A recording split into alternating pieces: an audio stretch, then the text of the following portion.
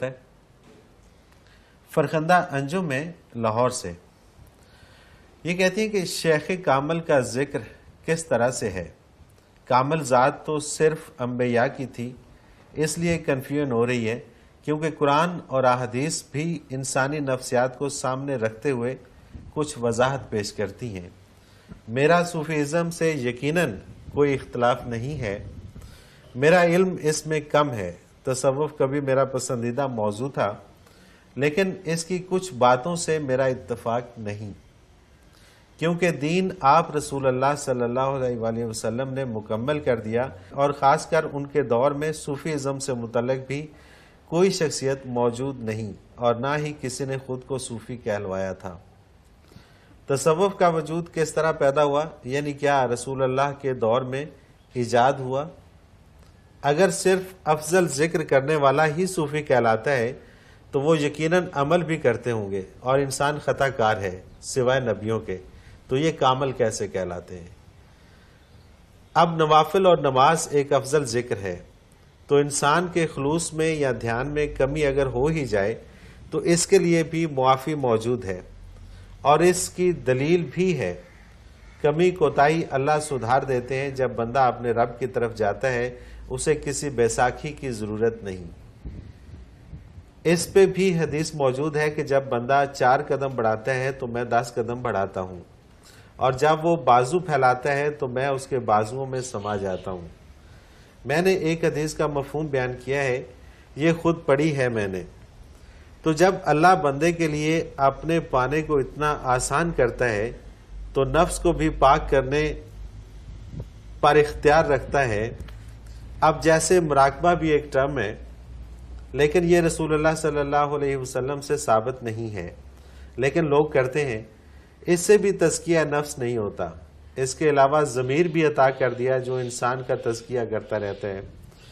پھر یہ بھی کہ اگر کوئی غلط کام کیا جائے تو مومن کا دل اللہ کی طرف سے پریشان رہتا ہے۔ یہ بھی تزکیہ نفس کی ایک شکل ہے جو اللہ کی طرف سے بندے کو عطا کی گئی ہے۔ میرا کہنا صرف اتنا ہے کہ جو بات بھی اذکار کے طور پر بتانی لازم تھی وہ بھی آپ صلی اللہ علیہ وسلم بتا چکے۔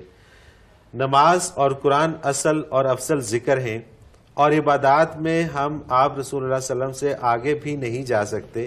اعتدال کا راستہ بھی بتا دیا گیا کہ ہمارے جسم کا بھی ہم پر حق ہے۔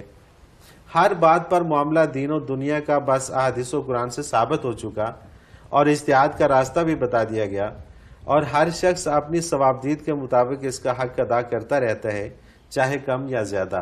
اسی طرح سے اللہ کا قرب بھی نصیب ہو جاتا ہے۔ پھر تصوف کی کیا حیثیت ہے؟ بیٹی جزاک اللہ خیر، آپ نے سوال نہیں کیا، آپ نے ہمیں سمجھانے کی کوشش کی ہے، اللہ آپ کو جزائے خیر دے۔ یہ ایک لیکچر ہے، سوال نہیں ہے، اور لیکچر سمجھانے کے لیے ہوتا ہے۔ انہوں نے پوری کوشش کی، اور اکثر لوگ یہ کوشش کرتے ہیں۔ اللہ ہمیں بھی نیک سمجھ دے۔ ایک بات آپ کو بڑی غلط فہمی ہو رہی ہے، کامل اللہ ہے۔ صحیح۔ کامل ذات صرف اللہ کی ہے، تو پھر آپ نبی کو کامل کیوں کہتے؟ اللہ بحیثیت اللہ کامل ہے، نبی بحیثیت نبی کامل ہے، ولی بحیثیت ولی کامل ہے۔ صحیح یعنی کمال اپنی اپنی حیثیت کے مطابق ہے۔ آپ کامل کا اشتراک آپ نبی تک تو لے گئے، لیکن آپ اللہ تک کیوں نہیں لے گئے؟ اللہ کامل ذات ہے، اصل کامل تو اللہ کی ذات ہے۔ اپنے شعبے میں نبی کو پورے وہ علوم دیے جاتے ہیں جو اس کی نبوت کے لیے چاہیے، اس لیے کہتے ہیں کہ نبی کامل ہو۔ صحیح۔ نبی کے بعد جو نبی کے پیروکار ہوتے ہیں وہ کسی ایک شعبے میں کوئی کامل ہو سکتا ہے، نبی تمام شعبہ دین میں کامل ہوتا ہے۔ صحیح۔ بعد کے لوگ کوئی محدث کہلایا، کوئی مفسر کہلایا، کوئی مفتی کہلایا، تو اپنے اپنے شعبے میں جب کمال کو پہنچتے ہیں تو ان کا کمال ان کی حیثیت کے لفظ کامل سے سارے کو آپ خلط ملط نہ کریں۔ اس لیے اہل اللہ بھی کامل ہوتے ہیں جو اپنے شعبے میں کامل ہوتے ہیں، وہ اپنی شان کے اپنی حیثیت کے مطابق ہوتے ہیں۔ مطلب ایک مستری ہے، وہ اپنے شعبے میں اگر کامل ہے تو وہ کامل ہے۔ کامل ہے، تو آپ اس کو آگے نہ لے جائیں نا۔ صحیح، ہر کوئی اپنے شعبے میں کامل ہے اور اپنی حیثیت کے مطابق کامل ہے. بالکل صحیح. پہلی بات تو یہ صاف ہو گئی. صحیح. دوسری بات رہی کہ آپ نے کہا جی تصوف ثابت نہیں ہے عہد نبی. تصوف تو قرآن سے ثابت ہے. صحیح. قرآن کس پر نازل ہوا؟ نبی کریم صلی اللہ علیہ وسلم پر. اور قرآن نے 4 فرائض نبوت بتائے. یتلو علیہم آیاتہ ہی، اللہ کی آیات ان پر تلاوت فرماتے ہیں، یعنی انہیں اللہ کا پیغام پہنچاتے ہیں. وَيُزَكِّيهِمْ، ان کا تزکیہ کرتے ہیں. صحیح. پیغام پہنچایا، جس نے قبول کیا اس کا تزکیہ کیا. وَيُعَلِّمُهُمُ الْكِتَابَ، پھر انہیں قرآن پڑھاتے ہیں. والحکمہ، اور قرآن کی تفسیر و تعبیر بتاتے ہیں، حکمت دانائی. صحیح، بالکل صحیح. اس کا مطلب ہے تصوف تو تعلیم کتاب و حکمت سے پہ. تصوف کیا ہے؟ دل کی صفائی کرنا. صحیح. صفا سے ہے نا. بالکل. قرآن کریم کو جو ترجمے کیے گئے، عربوں کو تو ترجمے کی ضرورت نہیں تھی، ان کی مادری زبان تھی. جب ریاستیں فتح ہوئیں تو پہلا ترجمہ میری سمجھ کے مطابق پرشیا میں ہوا. صحیح. فارسی میں ہوا. فارسی میں. ٹھیک ہے. فارسی والوں نے تزکیہ کو تصوف لکھ دیا. صحیح، بالکل ٹھیک. کیونکہ وہ عربی لفظ تھا، تصوف فارسی لفظ ہے. صفائی کرنا. بالکل ٹھیک. تزکیہ بھی یہی تھا کہ دل کو پاک کیا جائے. اب دل کیسے پاک ہوتے ہیں؟ صحابی کیسے بنے؟ بیک جنبش نگاہ. بے شک، بے شک. اب جو نبی کریم صلی اللہ علیہ وسلم کی نگاہ پا کر صحابی بن گیا، اسے آپ صوفی کہیں گے؟ ایک بندہ جرنیل ہے، آپ کہتے ہیں یہ حوالدار تو نہیں ہے، اللہ اکبر، یا یہ سپاہی تو نہیں ہے. بھائی سپاہی اس سے بڑے بہت اونچے عہدے پہ جرنیل ہے بھائی، بہت اونچے عہدے پہ. ہزاروں سپاہی اس کی کمان. اللہ اکبر، اللہ اکبر. کیا خوبصورت جواب کہ جنرل کے ہوتے ہوئے اگر آپ کہیں کہ جی اس وقت میں یا وہاں پہ وہ ڈی ایس پی یا ایس پی یا وہ کرنل نہیں تھے تو یہ تو کوئی جواز نہیں ہے. کوئی جواز نہیں. جواز کہیں جی صحابہ صوفی نہیں تھے، یہ کیا بات کرتے؟ صوفی کیا ہوتا ہے؟ صوفی ان کی جوتیوں کی خاک ہے. اللہ اکبر. یہ تزکیہ تصوف نہیں تھا تو کیا تھا؟ صحیح. دلوں کی صفائی تھی. اور یہ پہلا فریضہ نبوت ہے. اس لیے اس کمال سے یہ حضور نے کیا کہ جو ایک نگاہ میں آ گیا وہ صحابی ہو. سبحان اللہ. اب صحابہ نے کوئی 6 نمازیں یا 7 نہیں پڑھی، وہ اور کوئی قرآن ان کا نہیں تھا، اور طریقے یہی تھا جو ہم کرتے ہیں. بالکل ایسے ہی. ہم پر وہ اثر کیوں مرتب نہیں ہوتا؟ اس لیے کہ وہ کیفیت پا گئے حضور کی نگاہ پاک سے جو دل میں، تو جو ان کا مقام و مرتبہ، جو ان کا شعور، جو ان کی سمجھ، جو ان کا کردار، جو ان کا عمل تھا، وہ ان کے ساتھ. سبحان اللہ، سبحان اللہ، سبحان اللہ. دوسری بات یہ کہ آپ کو مراقبہ پہ اعتراض ہے. قرآن کریم کہتے ہیں الذین یذکرون اللہ قیاما وقعودا وعلی جنوبہم، میرے وہ بندے جو کھڑے بیٹھے لیٹے یعنی ہر حال میں ذکر کرتے ہیں. آدمی کی 3 ہی حالتیں ہیں، یا کھڑا ہے چل رہا ہے، یا بیٹھا ہے، یا لیٹا ہوا ہے. فرمایا ہر حال میں ذکر کرتے ہیں. الذین یذکرون اللہ قیاما وقعودا وعلی جنوبہم ویتفکرون فی خلق السماوات والارض. ذکر سے تفکر پیدا ہو. صحیح.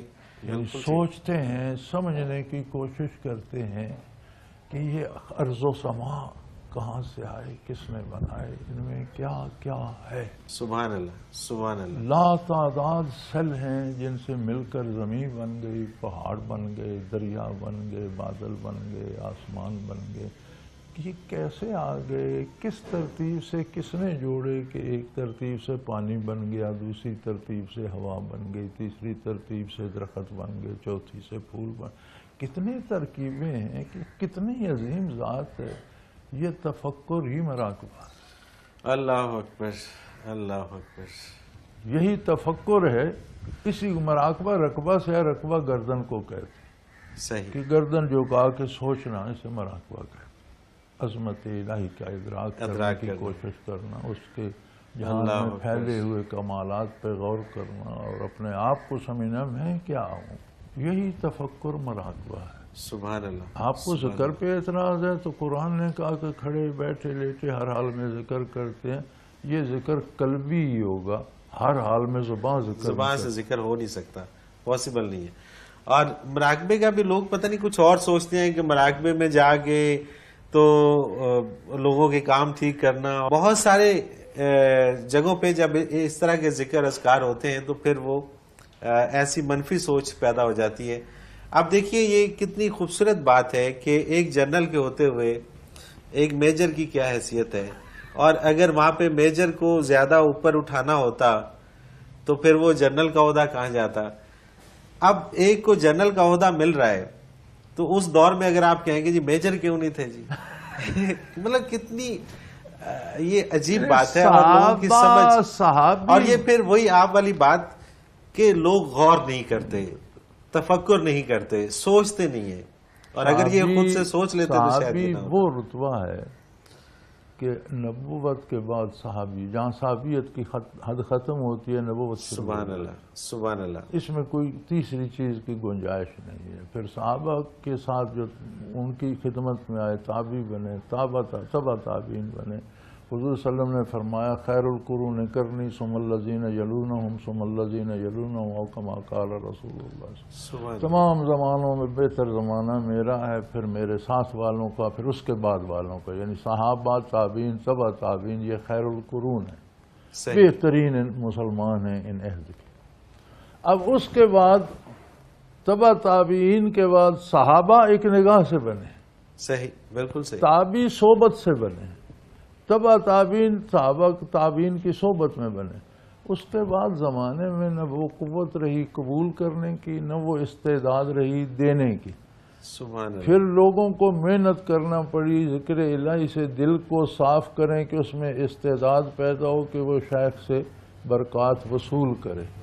اسے تصوف کہہ دیا گیا کہ یہ صفائی قلب میں لگے ہوئے ہیں، تفکر میں لگے ہوئے ہیں، مراقبہ کرتے ہیں.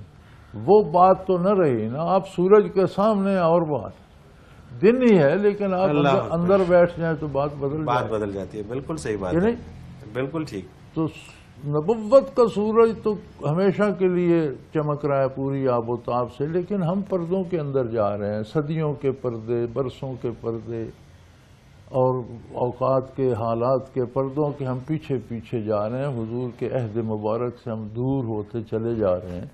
تو پھر ہمیں کوئی روزن، کوئی کھڑکی، کوئی شیشہ لگانا پڑے گا کہ وہ سورج کی کرنیں یہاں بھی پہنچیں. بالکل صحیح بات، بالکل صحیح بات. وہی روزن، وہی کھڑکی، وہ تصوف اسے کہتے ہیں. اچھا، یہ بڑی عجیب سی بات ہے. لوگوں کے اپنے کانسیپٹ کلیئر نہیں ہوتے اور وہ یہ سمجھتے ہیں کہ پتہ نہیں سامنے والا جو بات کر رہا ہے وہ شاید غلط ہے. اب جیسا آپ نے ذکر کیا کامل کے حوالے سے، اب کامل کو اگر آپ کامل کے لفظی معنی دیکھیں، کامل کے اگر اس مفہوم پہ جائیں تو میرا خیال ہے یہ سوال کرنا بنتا ہی نہیں تھا. اب کامل کا اگر پتہ ہی نہیں ہے، کامل کا جو کانسیپٹ آتا ہے نا ذہن میں لوگوں کے، وہ یہ آتا ہے کہ ایک ایسا شخص جس میں کوئی عیب نہیں ہے، جو نہ کھاتا ہے، نہ پیتا ہے، نہ وہ سوتا ہے، نہ وہ جاگتا ہے، نہ فرشتوں سے بھی اچھا ہے، اور اس کے اندر تو جتنی بھی وہ، تو یہ تو پھر اللہ تعالیٰ کی ذات ہی ہے کہ جسے نہ اونگ آتی ہے، نہ نیند آتی ہے، نہ وہ کامل ترین ذات تو اللہ ہی کی ہے. اللہ ہی کی ہے. تو پھر آپ نے انبیاء کو کامل کیوں کہہ دیا؟ بالکل صحیح بات ہے. وہ بھی سوتے ہیں. پہلی بات تو یہاں شرک آ گیا نا. جی ہاں. لیکن نبی کامل بحثیت نبی ہے. بالکل صحیح بات. صحابی کامل بحثیت صحابی. عالم، ظاہری عالم، اس کے پاس باطنی کیفیات نہیں ہے، کامل ہے تو ظاہری علم میں کامل ہے. بالکل. باطنی کیفیات میں کوئی ہے تو سارے کامل نہیں ہوتے. کامل اس کو کہتے ہیں کہ جس کے پاس کیفیات بھی ہوں اور آگے دینے کی قوت بھی رکھتا ہو. بالکل صحیح بات ہے. بہت سے لوگ پڑھتے ہیں، کیا سارے لیکچر دے سکتے ہیں؟ سوال ہی پیدا نہیں ہوتا. بہت سے لوگ پڑھتے ہیں، کیا سارے لکھ سکتے ہیں؟ کبھی بھی نہیں. تو پھر آگے شعبے بٹ جاتے ہیں کہ یہ تقریر میں، لیکچر میں کامل ہے، بالکل یہ تحریر میں کامل، اور یہ تو نہ تحریر کر سکتا ہے نہ پڑھ سکتا ہے، عالم ہے. اس سے بس وہ علم لیتے رہو اور وہ بہت ہے. میں نے اپنے شعبے میں بہت سارے لوگ دیکھے ہیں کہ جو پرنٹ میڈیا کے لوگ ہیں بہت اچھا لکھتے ہیں، مگر جب وہ الیکٹرانک میڈیا پہ آتے ہیں تو وہ ناکام ہو جاتے ہیں، ناکام ہو جاتا انہیں بولنا نہیں آتا۔ تو کامل ہونا ہر ایک کا اپنی حیثیت کے مطابق اور اپنے اپنے شعبے کے اندر ہے۔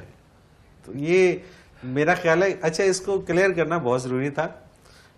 سوال چونکہ یہ بہت سارے ذہنوں میں تھا تو میں نے کہا چلو اس کو شامل نہیں، اچھی بات ہے، عمومی سوال ہے، اور جس میں جو ذکر کی بات ہے قرآن کریم میں موجود ہے۔ حضرت عائشہ صدیقہ رضی اللہ تعالی عنہ فرماتی ہیں کہ کان یذکرہ علی کل احیانہ، نبی کریم صلی اللہ علیہ وسلم ہر حال میں ذکر کرتے ہیں، سبحان اللہ، ہر حال میں، سبحان اللہ، سبحان اللہ۔ اور دوسری مجھے ایک اور بات پہ بڑی حیرت ہوتی ہے، یہ تو نہیں تبلیغ کی جا رہی نا کہ آپ لوگوں کا حق ماریں، ڈاکے ماریں، آپ لوگوں کے ساتھ زیادتی کریں، ظلم کریں، یار اصلاح ہی کی جا رہی ہے نا، اس پہ اتنی نکتہ چینی۔ اور بات یہ ہے جی کہ ایک ایسی دوا بتلائی جا رہی ہے جو آب حیات ہے، یعنی جو لوگ اس شعبے میں کچھ حاصل کر لیتے ہیں وہ موت کو بھی شکست دے دے، سبحان اللہ، سبحان اللہ، وہ مرتے نہیں، وہ شہداء کی فہرست میں چلے جاتے ہیں۔ صحیح، میدان کارزار میں جان دینا بھی شہادت ہے، لیکن ساری زندگی اللہ کے نام پہ ڈٹ کے رہنا اور اسی پہ جان دے دینا، یہ بڑا جان جوکوں کا کام ہے، بالکل صحیح، اور یہ بھی اعلیٰ درجے کی